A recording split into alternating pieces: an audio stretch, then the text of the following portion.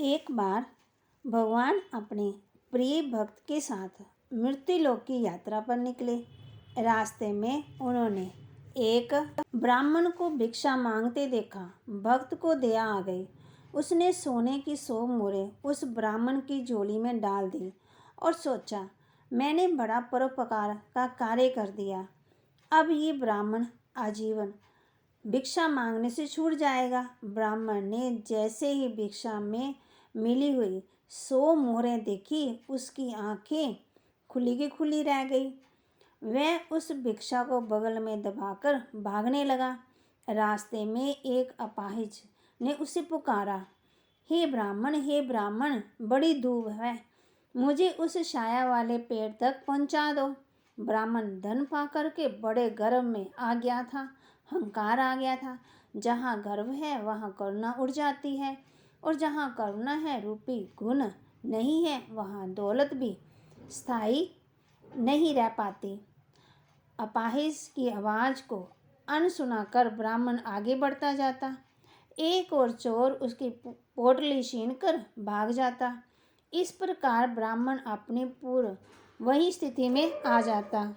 अगले दिन भगवान और भक्त फिर वहीं से गुजरते हैं और ब्राह्मण को भीख मांगते देख कारण जानना चाहते हैं। ब्राह्मण सारी बात सुना देता है। भक्त इस बार उसे एक अमूल्य हीरा देता है और सोचता है इसे बेचकर तो इसकी 7 पुश्तें खाती रहे।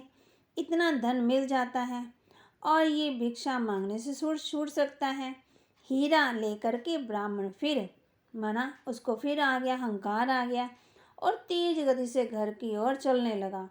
इस बार रास्ते में उसे एक प्यासा वृद्ध मिलता है जो पानी पिलाने की प्रार्थना करता है, परंतु वह बड़े गर्व से चूर होकर के ब्राह्मण उसकी आवाज़ को भी अनसुना कर दया भाव को बुलाकर जल्दी से घर पहुंचता है और हीरे को एक मटके में रखकर सो जाता है। उसकी पत्नी उस मटके को उठा करके पानी भरने चली जाती है और हीरा नदी में गिर जाता है। ब्राह्मण जब जागता है तो पत्नी से हीरे के बारे में पूछता है। वह कहती है, मुझे कुछ मालूम नहीं, मैं तो मटका नदी के पानी से भरकर ले आई हूँ। अगले दिन भगवान और भक्त देखते हैं कि ये तो आज फिर भिक्षा मांग रहा है। पूछने पर ब्राह्मण सारी आप बीती सुनाता है। इस बार भगवान उसे एक सिक्का देते हैं। कहने को भी वह सिक्का है, परंतु है ये करुणा रूपी गुण। भक्त सोचता है कि जब मेरी 100 मोहरों से अमूल्य हीरे से इसका भाग्य नहीं बदला तो क्या एक सिक्के से बदल जाएगा। ब्राह्मण सिक्का लेकर के चल पड़ता है।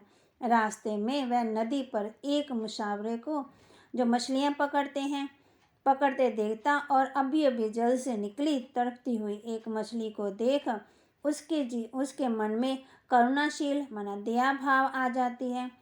उस सिक्के के बदले में मछली खरीद लेता है। मछली को अपने कर्म मंडल में डाल लेता है, जिसके पानी से वह फिर जी उठती है। फिर अपना मुंह खोलती है तो उसमें हीरा बाहर निकल आता है। ब्राह्मण थोड़ा और आगे चलता है। उसके चेहरे पर खुशी और हल्केपन के भाव देखकर राजा का एक सिपाही उसकी ओर उसके साथ साथ चलने लगता है। चोर का घर रास्ते में पड़ रहा था। चोर दूर से देखता कि ब्राह्मण सिपाही को लेकर आ रहा है तो डर जाता है और मोहरों वाली पोटली जो उसकी थैली होती गली में फेंक देता है। ब्राह्मण पोटली को पहचान लेता है, उठा लेता है। इस प्रकार खोए हुए दोनों धन उसे मिल जाते हैं और वह खुशी खुशी जीवन व्यतीत करने लगता है। कहानी का संदेश यही है कि द्वापर से अनेक भक्त आत्माएं दयाशील होकर धन दान द्वारा गरीबी मिटाने की कोशिश करती आई, परंतु बिना गुणों के धन यदि मिल भी जाता है तो वह उनको अहंकार पैदा करता और सुख नहीं दे पाता। कहानी का ब्राह्मण धन पा करके इतना गर्व हो गया, वह पाजी प्यासे को जो बुजुर्ग था उसकी आवाज़ ही नहीं सुनी। फिर आगे बढ़ता गया। फिर जैसे उसने मछली को देखा, धन उसकी सुरक्षित, फिर उसको लिया, दया भावना आई।